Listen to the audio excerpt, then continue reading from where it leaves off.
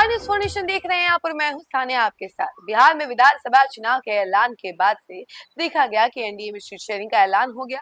काफी सही तरीके से ऐलान हो गया, क्योंकि उसके बाद से चीजें थोड़ी सी खराब होती हुई नजर आई एनडीए में, लेकिन सब कुछ ठीक हो गया। अब अगर बात की जाए महागठबंधन की, तो सारी चीजें जो हैं अभी भी खराब ही नजर आ रही हैं। और इसी बीच जो है पहले चरण के नामांकन का जो प्रक्रिया है वो भी समाप्त हो चुका है। और ऐसे में आपको बता दें कि महागठबंधन के टोटल 125 उम्मीदवारों को उतारा गया है, लेकिन सीट शेयरिंग का ऐलान नहीं हुआ है।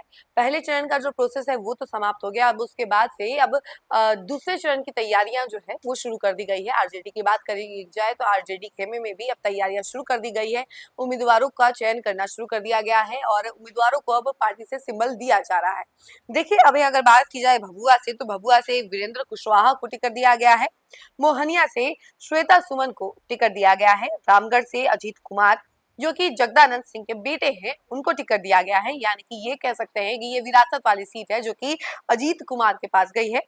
और चैनपुर से ब्रज किशोर बिंद को टिकट दिया गया है। जहानाबाद से राहुल शर्मा और विधानसभा पूर्व अध्यक्ष उदय नारायण चौधरी को टिकट दिया गया है। और इसी सीट से आपको बता दें कि कांग्रेस के विनोद चौधरी भी उतरे हैं। यानी कि कांग्रेस के सिंबल से यहाँ पे कांग्रेस और आरजेडी दोनों से प्रत्याशी उतरे हुए हैं। तो देखिए, बात जैसा कि हमने आपको बताया है कि अभी भी बात नहीं बन पा रहा है, जिसकी वजह से चीजें काफी ज्यादा डिफिकल्ट हो चुकी हैं महागठबंधन में। क्योंकि एक तरफ देखा गया कि 10 टोटल ऐसे उम्मीदवार हैं जो कि कांग्रेस और आरजेडी ने सेम जगह से उतारे हैं। और ऐसे में हो सकता है कि महागठबंधन में कहीं ना कहीं पेच फंस सकता है और चुनाव में इसका असर पड़ सकता है, क्योंकि महागठबंधन के गठबंधन पर एक गांठ जो है अब नजर आने लगा है। क्योंकि देखा जा रहा है कि महागठबंधन में एकता जो है अब बिल्कुल भी नहीं देखी जा रही है। सब अलग अलग राह पर चल रहे हैं। मुकेश सहनी अपनी राह पर चल रहे हैं। अगर बात की जाए आरजेडी के नेतृत्वकर्ता यानी तेजस्वी की बात की जाए, तेजस्वी यादव की बात की जाए, तो वो अपनी राह पर चल रहे हैं। वहीं दूसरी तरफ राहुल गांधी यानी कि कांग्रेस जो है अपनी राह पर चल रही है, अपने प्रत्याशियों को उतार रही है। बात थी 76 सीटों की मांग को लेकर, जो कि कांग्रेस लगातार कर रही थी, और कुछ सीटों को लेकर भी डाउट था। उसी वजह से जो है अभी तक सिचुएशन जो है सॉल्व आउट नहीं हो पा रही है। यूं कह लीजिए डिफिकल्ट सिचुएशन बना हुआ है महागठबंधन में, क्योंकि जो 76 सीटों की मांग है कांग्रेस की, उसमें कई सारी ऐसी सीटें हैं जो कि कांग्रेस चाहती है उन 76 सीटों में, लेकिन आरजेडी वो सीटें देना नहीं चाहती है। क्योंकि उनका कहना है कि नहीं, यहाँ से आरजेडी के प्रत्याशी उतरेंगे, तो कांग्रेस का कहना है कि नहीं, ये कांग्रेस का गढ़ है, इससे हमें दे दीजिए। लेकिन जो सिचुएशन निकल कर सामने आ रही है वो ये है कि दोनों ही अपने अपने प्रत्याशियों को उतार रहे हैं।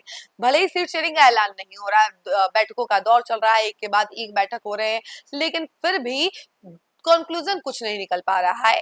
और कल देर रात से ही देखा जा रहा है कि आरजेडी अपने दूसरे चरण के उम्मीदवारों के लिए जो पार्टी सिंबल है वो देना शुरू कर चुकी है। वो तस्वीरें अब लगातार सामने आ रही है कि किन किन उम्मीदवारों को टिकट दिया जा रहा है, किन किन उम्मीदवारों को कहाँ से पार्टी सिंबल दिया जा रहा है।